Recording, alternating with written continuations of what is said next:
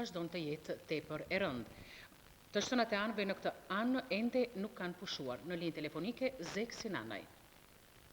Ja e rëndë popullatës së zhvendosur nga fshatrat e përfshira, nga sulme serbe, po shënën shkallëzimet e reja në territorin e komunës së Deçanit.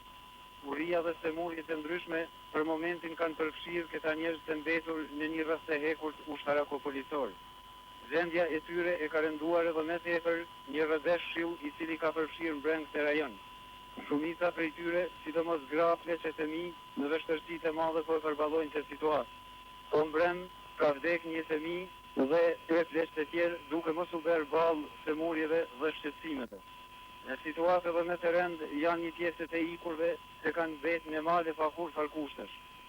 Këtë zonë e rrezikuar, më në fund arritën sot ta vizitojnë një grup vëzhguesish ndërkombëtar, përfaqësuesit e komisariatit të lartë për refugjat e Kombëve të Bashkuara, ata të kryqit të kush ndërkombëtar dhe gazetarë e reporterë të mediave të shumta botërore.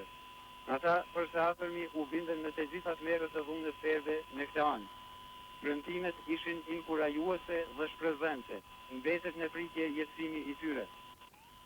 Ndërkohë, derisa jemi duke raportuar, mbi Deçan e rrethim është duke vëzhguar terrenin një helikopter policor. Ky një sinjal i cili po nesërmen